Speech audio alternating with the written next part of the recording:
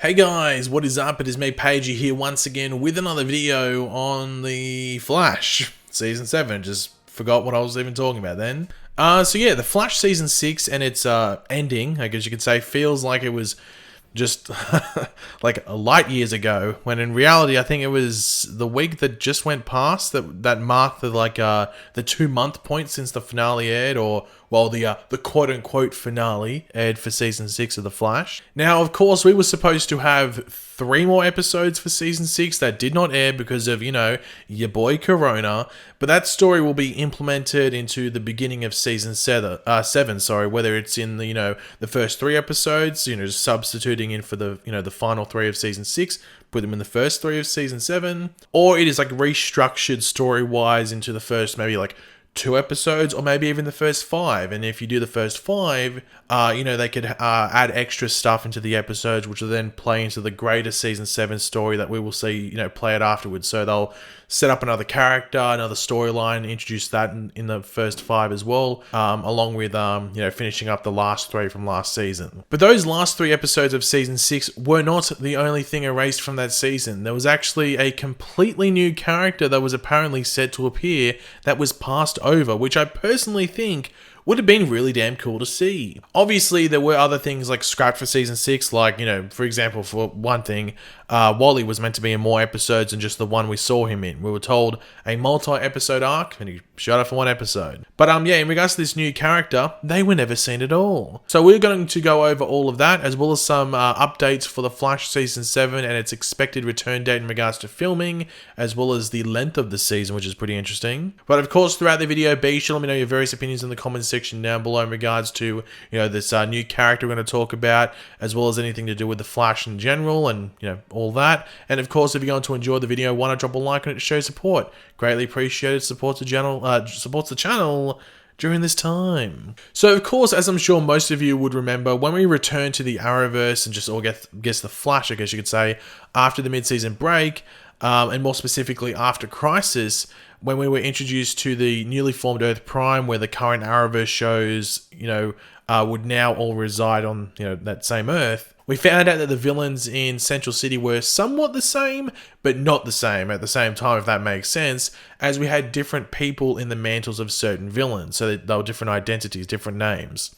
Some were the same, like Pied Piper, but then with characters like Dr. Light or the Turtle, we had completely different people, completely different identities as that villain than what we knew or had before. Now, one character in particular that was apparently set to appear in Season 6 of The Flash at some point as one of these new villains in the post-Crisis timeline in the Arrowverse, but we never saw him, and we will get into the probable reason why that was in a second. But this villain was said to be a completely new version of Captain Boomerang, who we never actually saw in The Flash before. Was actually, he was in 2 episodes of Arrow. We had him in the crossover episode back during Flash Season 1, but it was the Arrow episode, and then he was in a later episode of Arrow as well. But this version of Captain Boomerang would also be a metahuman, this new version appearing on The Flash, or at least that was set to appear on The Flash. Now, that was the only information given around this character. There was no name. However, that little added piece of info of him being a metahuman heavily suggests that this wasn't Digger Harkness, the Captain Boomerang we knew,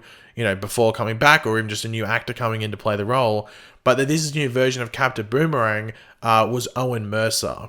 But you might be wondering to yourself, like, hold on, Pagey, mate, can you just slow down? Who the hell's Owen Mercer? Well, in the comics, he is actually the son of the original Captain Boomerang, Digger Harkness, who isn't really well connected to his father until later on in his life, and he learns about his father's other side as Captain Boomerang, and is then led down that path of life, him chucking them back and them coming back to him. Now, the interesting thing about Owen Mercer in the comics is that he isn't just skilled with the good old boomerang like his father, but he has like semi-meta powers, if you want to call them, as he has little bursts of super speed, like a speedster almost. So this could make him, even more formidable and actually useful against a speedster like the Flash. And it would have been pretty damn interesting to see a take of him on the show and just see a fight scene between the Flash and a Captain Boomerang who can also move fast in certain ways. But along with that, you might be wondering, like, well, hold on. What the hell? Why didn't he appear on the show? That would have been really cool. Well, to be honest, that's really unclear because it isn't known where and why he would have shown up. We just apparently he was just said to that he was talked about in regards to coming on the show. With this, there were only, I guess you could say, like really two options based off what we saw in season 6 of The Flash in regards to where Owen Mercer or this new Captain Boomerang could or would have shown up. The first would be that he was just a villain of the week. I know that's standard, but you sometimes see it. Like what we saw with that new version of the Turtle when she showed up and took on Barry and Wally. They could have done that. And that would have been fairly cool. But yeah, I would have preferred the next option. But the other option would have been very interesting, and this is what I would have preferred. And that's was that he could have been, or could have shown up as one of Carver's mercenaries like we saw with Sunshine, Ultraviolet, and of course Dr. Light. But Captain Boomerang really wouldn't have fit into that group as they were all like UV and light-based villains. And that was sort of what they were going with all of that. So maybe they were going for a new Rogues type of setup before. And, you know, there would have been maybe still Dr. Light there, Captain Boomerang, and maybe one or two other, you know, new metas in this post-Crisis Arrowverse timeline, which would have included Owen Mercer. But then they went with what we got. But then again, you never know. We could see this new version show up in Season 7.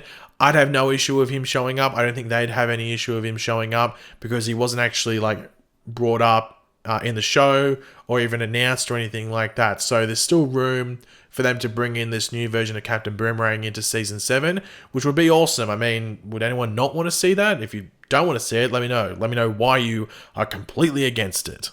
But yeah, to finish up the video, I want to talk about some updates in regards to the filming stuff, which really wasn't enough to talk about in its own video, so I thought we'll do it in this video as well. So the filming schedule. There's been a slight change. Some of the shows got pushed back, or pretty much all the shows got pushed back 2 weeks in filming, or at least the ones that were trying to film in July, they've pretty much been pushed back into August.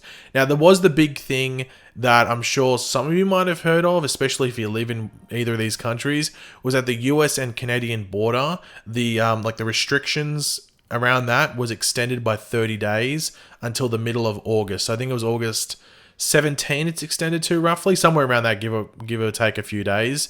Now, this shouldn't impact actors and crew from what I know. I think because they're not going there for a holiday, they're going there to work. So that's counted as like essential travel because you're going there to work, so they'd still be able to travel. But the big issue is, and it could affect a lot of the actors, especially a handful of the ones that have maybe just given birth or have young children or something along those lines, and that's that loved ones or partners of the actors and even the crew might not be able to travel with them until that restriction is given up, and then by that point they would have to do the quarantine separately because they would have traveled into the country at a separate point. So they'd have to do the quarantine separated from, say it's Grant Gustin, for example, and his wife. If his wife wanted to come up and she couldn't come up there when he went up there, she would have to quarantine for 2 weeks completely separated from him. So that's a big issue that they do face. And if you look at someone like Danielle Panabaker specifically, she has a newborn child. What do they do there? Like, can her partner come up and help her? Or are they going to be completely separated? Is he going to have to take care of the child and she's away from her newborn baby for a month? Like, that's insane. So they're going to have to really work around that. So that's a big struggle that they're going to have to deal with. And that's just outside of the studio. There is obviously the regulations for filming that are still going to be in play in regards to when they actually film the episodes. We don't know what's going to happen there. There's been just a lot of theorizing in regards to, does this extend the episode production length? So let's just say it's 8 days. Does it extend it to 11 days? Or does 9 days, 10, 15? How long does it extend the episode production? Because that will affect how many episodes they're able to get out per season, which we'll jump into in a second. Now, we won't know until they start filming, and I think it's going to be different per show. It just matters how many times do you have to film outside, how much of your show is really based on filming on a street or filming in a public area, filming in a park or something like that. You're not going to know until you start filming. And then once you start filming and you realize, okay, we're restricted from doing this and stuff, or it takes a bit longer, then you can adjust your show so it doesn't take as long to film those scenes. Now, obviously, I can't remember when it was. I guess it was about a month and a half ago. The CW president said they were aiming for full seasons for the shows. That would be like 22 episodes for The Flash, for example, 22 for Superman and Lois, for Batwoman, and stuff like that. So they were aiming for full seasons for all the shows. However, based off the filming schedules that have been released, it seems that an 18-episode season is much more likely than a 22-episode season for The Flash specifically, and I'd probably chuck Batwoman in there as well. The Superman and Lois filming schedule suggests that they're probably going from anywhere to 16 to 18 episodes for their first season, and they are only starting about 2 weeks after The Flash. Now, The Flash could get to 20 episodes. I'm not saying that they won't, but if I was going to, put a bet down, he said, "Hey, Pagey, here's $5, mate. Put some money on how many episodes you think The Flash is going to get," I'd probably say 18, and it's also important to remember Flash pretty much has its first episode finished. However, there is the whole Hartley Sawyer stuff, and he's in a lot of that episode from what I know, so they might have to really completely redo that episode unless they want to keep him in the episode and it leads into what they want to do with the character. Who knows? The Flash has to deal with that episode. It's going to be interesting to see what they do. But obviously, we have DC Fandom coming up at the end of August. By that point, the Arrowverse actors could be in Vancouver doing their quarantine. Who knows? So they might be doing DC Fandom live from their hotel or recording in their hotel. Who knows what they're going to do? But at that point, we should, I guess, learn when they're going to go back to filming specifically. And just minor details around stuff like Hartley, maybe how many episodes they're going to have, various things like that. So DC Fandom is going to be a big thing, and it could answer all our questions, or at least some of the questions we have heading into next season, and the big question marks around certain things because of, Corona and how it's impacted things going forward. So I have to wait and see, but that's definitely going to be the place to keep your eyes and ears out for. But yeah, thanks for watching, guys. Hopefully you enjoyed the video. If you did, it'd be awesome if you could drop a like on it to show support. Let me know in the comment section down below your various opinions on the old Captain Boomerang thing, as well as the filming updates and everything like that. I'm intrigued to see what you guys have to say. And of course, if you are new to the channel, make sure to subscribe. And yeah, I'll catch you guys later. Goodbye.